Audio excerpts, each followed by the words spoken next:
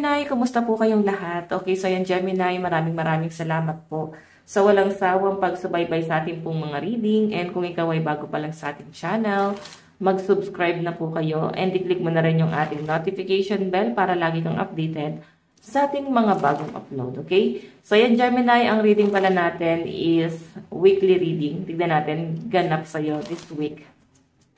Okay, Gemini, Sun, Moon, Rising, and Venus sign. So, in case sa mga interesado pala sa ating private reading, ayan, iiwan ko na lang po yung link ng aking Facebook sa ating po description box below. Okay, Gemini, ganap po sa kanya this week. Ganap po kay Gemini this week. Ganap po kay Gemini this week. Gemini, Sun, Moon, Rising, and Venus sign. Gemini. Okay. So, Gemini, meron tayong parties, indulgence, happiness. Pero, feeling ko yung iba sa inyo medyo malungkot. Siguro malungkot kayo na itong dumaang Pasko. Okay, hindi nyo guys talaga ma-feel. Parang iba talaga, no? Lalo na sa mga nag-abroad, ayan. Pwedeng na-homesick kayo kasi hindi nyo kasama yung family niyo ng Pasko. Then, yung iba naman dito, guys. Kasi naka-reverse siya eh. Okay? Naka-reverse kasi kanina nakuha natin. Kaya binabasa ko siya ng naka-reverse. Ayan, may nakalagay. Unsocial, canceled plans, bad friends. Okay? Pwedeng may mga plano kayo ng mga kaibigan mo sana, pero mukhang hindi guys natuloy yung mga plano nyo, no? Baka may lakad, tapos parang na-disappoint ka lang dito, Gemini. O yung iba sa inyo guys, pwedeng nalasing ka. Ayan, siguro yung iba sa inyo, parang may nangyari. So, this week daw guys, pwedeng ko ano man yung nangyaring issue or gulo. Itong nakaraang celebration or Pasko. Pwedeng dala-dala mo siya this week, no? Grabe yung pag-overthink. Lalo na guys, sa mga people pleaser, baka masyado kang nag-overthink, masyado kang naapektuhan. So, pag people pleaser talaga guys, ganyan eh. Okay, wag kayo guys masyadong mag-isip na parang may mali sa inyo. Hindi mo kailangan mag-explain. Okay, tignan natin. So, Gemini. Okay. Pwedeng masaya ka naman, pero hindi mo talaga guys na-feel, no? Iba talaga yung experience sa inyo na itong Pasko. Tignan pa natin. Gemini, meron tayong Page of Coins. Okay.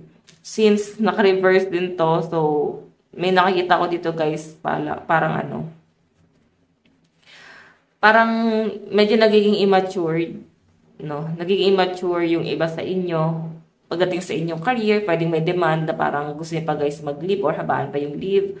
Iba sa inyo guys, pwedeng kahit may celebration na nangyayari is parang pinapapasok pa rin kayo. So, this week naman guys, since naka-reverse yung Page of Pentacles, meron ako nakakitang bonus talaga sa inyo. Merong parang ayun nga, bonus, pwedeng meron ka matatanggap this week, pwedeng late lang to, pero matatanggap mo pa rin to.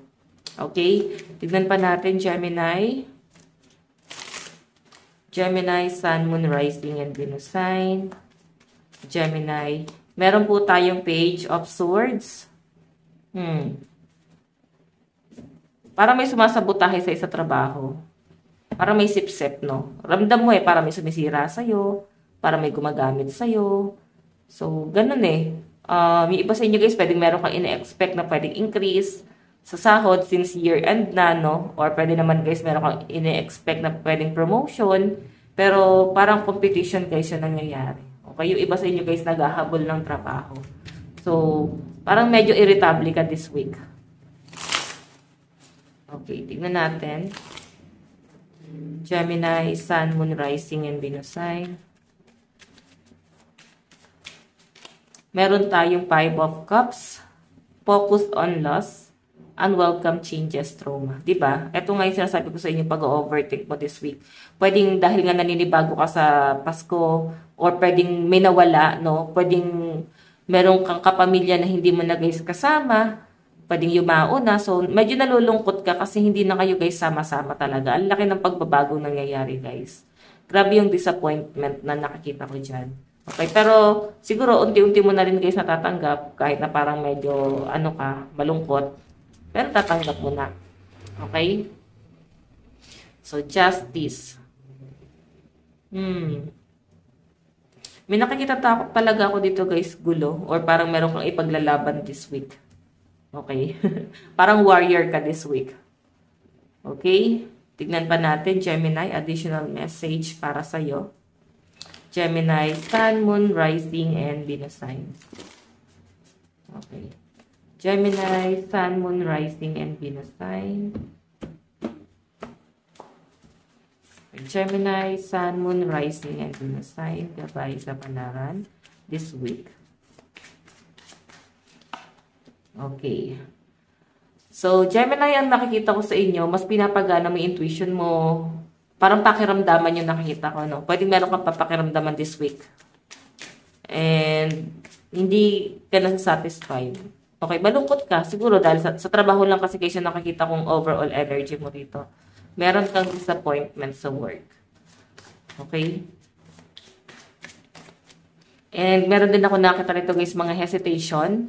Mag-hesitate ka this week. Meron tayong Six of Swords. So, Gemini, yung nakikita ko rin dito, may relocation eh. Siguro gusto nyo mag-relocate. Or yung iba naman sa inyo guys.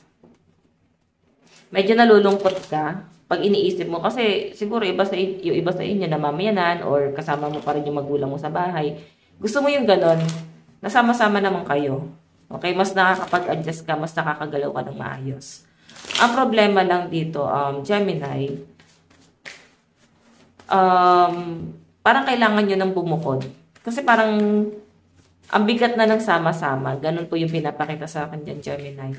Okay, nahihirapan na yung loob mo. Pero nahihirapan na yung loob mo pag aalis ka. So, may relocation or pwedeng lilipat ka ng trabaho. Pwede yung relocation guys is lilipat ng trabaho or lilipat ng bahay kasi pwedeng malayo-layo yung trabaho mo. Okay, may pag-a-adjust kang gagawin. So, pwedeng ayun yung magiging hesitation mo, Gemini. Tignan pa natin guys. Meron tayong 4 of Cups. Okay. Merong offer daw sa'yo this week. Basta merong offer, kung ano man itong ino-offer na to. Or pwedeng pabor. Yun nga lang guys, pwedeng mag-hesitate ka dito. No? Mag-iisip ka dito kung tatanggapin mo ba itong pabor na to.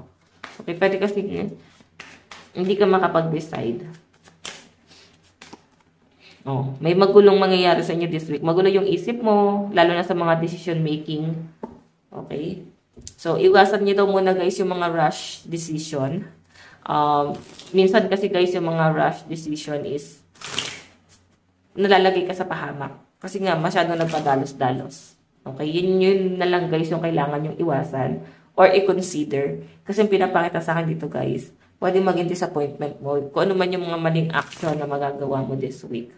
Okay? Ikaw naman guys yung magbe-benefits dun sa bagay na yan. So, ingat lang Gemini, okay? Tignan natin guys ano ba ang inyong advice. Advice mo this week. Gemini, Sun, Moon, Rising, and Venus sign. Advice po, Spirit Guide. Advice si Gemini. Okay. Meron tayong stop comparing. So, siguro iba sa inyo, nakukumpara mo siguro yung sitwasyon mo dati sa ngayon. Or pwedeng nakukumpara mo yung sarili mo sa ibang tao. Competition yung nakikita ko rito. So, pwedeng kompetensya. So, pwedeng sa trabaho yan guys, no? Mas magiging competitive ka talaga. Ito. Okay? Or pwede din naman guys, kukumpara mo yung sarili mo sa talent ng iba. Okay, so wala naman ako nakita guys problema doon sa pagkukumpara na yun kasi talagang positive ka. Nakikita mo na mas better ka doon. Okay? Siguro nakikita mo lang, no? Kasi parang sa inyo nagre-reflect like parang compliments para sa inyo. Basahin natin. Apples don't, ayun no? Diba may mga apple tapos orange. Apples don't compare themselves to orange. Stars don't compete with other stars. They know there's room for all the shine in this ever-expanding universe. So embrace your differences, celebrate your quirks and kinks. Bring your fullest expression of self-forward and compassion. Okay. Forward and champion others when they do the same. Okay, yun lang. Kasi magkakaiba naman talaga tayo guys ng katangian. Okay. So, ayan, Gemini. Ito lang po ang inyong reading. Maraming salamat po. So, next balik ko naman guys is monthly reading naman, no? sa buwan naman ng January 2025. So, ayan, Gemini, maraming salamat. God bless and love you all. Bye-bye.